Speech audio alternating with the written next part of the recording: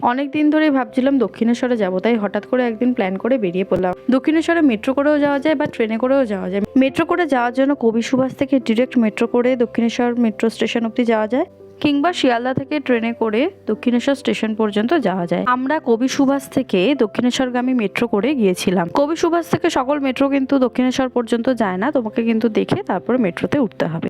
Metro থেকে নেমে যখন আমরা স্কাই ওয়াক দিয়ে যাচ্ছিলাম, তখন কিন্তু স্কাই ওয়াকের দুপাশে প্রচুর ছোট ছোট স্টল রয়েছে। এখানে পুজোর জন্য ডালা, মিষ্টি সমস্ত কিছু অনেক কম দামে পাওয়া যায়। তোমরা চাইলে এখান থেকে নিতে পারো। সেক্ষেত্রে মন্দির লাগোয়া পেইড কাউন্টারগুলোতে তোমাদের জুতো, মোবাইল সেগুলো রাখতে হবে, কারণ স্কাই ওয়াকে জুতো রেখে অনেকটা নইলে খালি পায়ে তোমাদের হেঁটে যেতে হবে। এরপর আমরা মন্দিরের সিংহদুয়ার দিয়ে ভেতরে প্রবেশ করলাম। এক্ষেত্রে আমি বলে রাখি যে এবার কিন্তু আমরা সকালবেলা পুজো দিতে যাইনি, আমরা গেছিলাম সন্ধ্যাবেলা। সন্ধ্যা আরতি দেখা কিন্তু আমার মেন উদ্দেশ্য ছিল। এর আগে যতবার আমি দক্ষিণেশ্বরে এসেছি ততবার আমি দিনের বেলায় পুজো দিয়ে ফিরে গেছি, আমি কখনো সন্ধ্যাবেলা সন্ধ্যা আরতি দেখি। এর আগে আমি যতবারই দক্ষিণেশ্বরে গেছি মাকে অনেকবার ভালো করে দেখতে পাইনি, তাই জন্য কিন্তু অনেকবার হতাশ হয়েছি।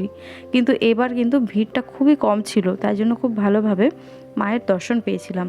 একটু বিকেল বিকেল পৌঁছে যাওয়ায় তখনও সন্ধ্যা আরতির একটু দেরি ছিল, সেই জন্য আমরা প্রথমে গঙ্গার ঘাটে গিয়েছিলাম।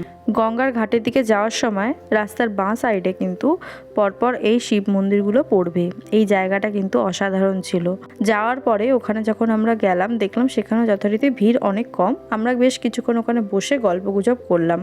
তোমরা যদি বিকালবেলা আসো, আমি কিন্তু অবশ্যই রেকমেন্ড করবো গঙ্গার ঘাটে এসে বেশ কিছুক্ষণ বসবে, মনটা কিন্তু খুব শান্ত হয়ে যাবে। তারপরে আমরা ওখান থেকে মাথায় গঙ্গা জল ছিটিয়ে পুজোর ডালা নেওয়ার উদ্দেশ্যে রওনা দিলাম। এখানে কিন্তু তোমরা যখন স্টলের দিকে যাবে দেখবে প্রচুর স্টল আছে। ওখানে তোমরা নিজস্ব পছন্দ মতো স্টল থেকে ডালা নিতে পারবে, আর ওখানেই তোমরা ফ্রিতে তোমাদের মোবাইল আর জুতো রেখে দেবে। এখানে কিন্তু বলা বাহুল্য মন্দিরের মধ্যে কিন্তু মোবাইল নেওয়া একেবারেই নিষিদ্ধ।